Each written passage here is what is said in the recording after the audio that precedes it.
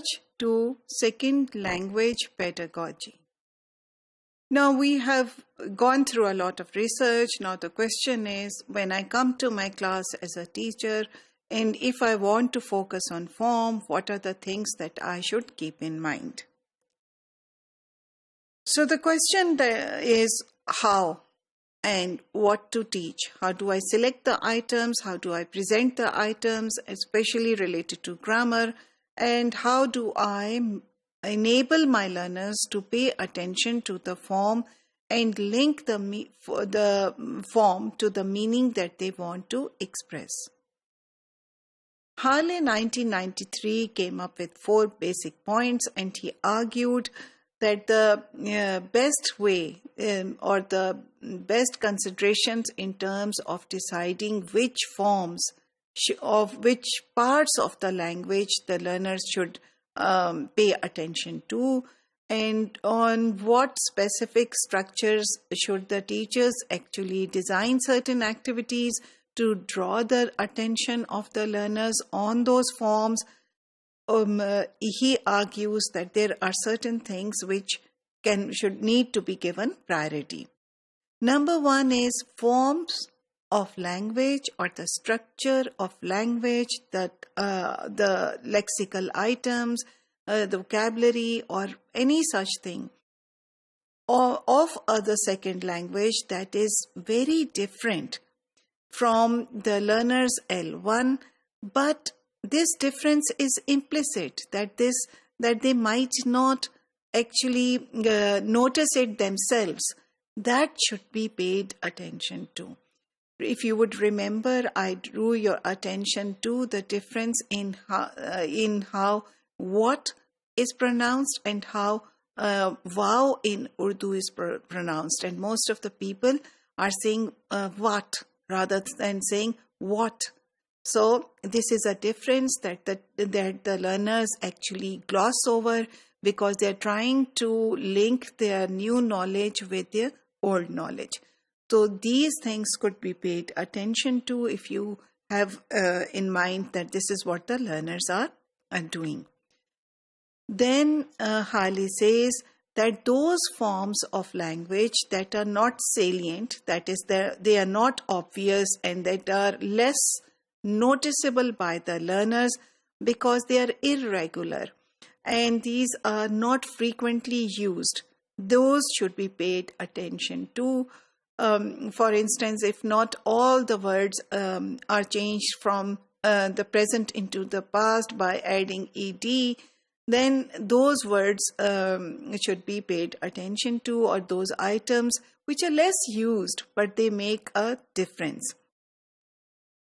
Now, interestingly, Harley says that those structures or those forms of language that are not important for communication should be paid attention to, and the learner and the teacher should design activities so that the learners should pay attention to those forms.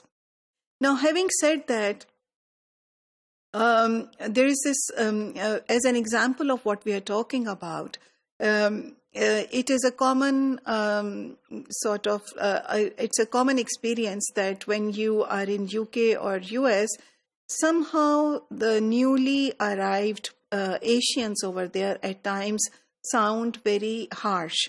They sound harsh because they don't know how to buffer their requests.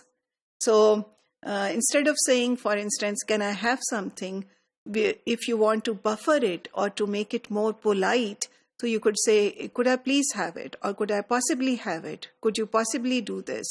So this difference is not important for communication as such, because you have conveyed your meaning by saying, please do this.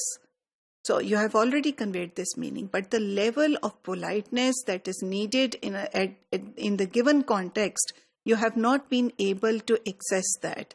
And because you don't know how to say that or how to express that in the linguistic form. So this is the form again which you could draw the attention of the learners to. Then again, forms that are likely to be misinterpreted by the learners and are complex should be paid attention to, and they should be selected for a focus on the form activities. However, having said that, keep in mind that focus on form at times might not be helpful. It is argued it will not be helpful if the item is too simple. They already know it. So they don't need to pay attention. They will not pay attention because it's too simple. Or it is too difficult. And if it is such a complex thing, if you go into sort of like paying attention to it, or somehow going into discussion of it becomes a little bit too much. So simplicity or difficulty, I would argue, depends on the current proficiency level of the learners. So you need to keep that in mind.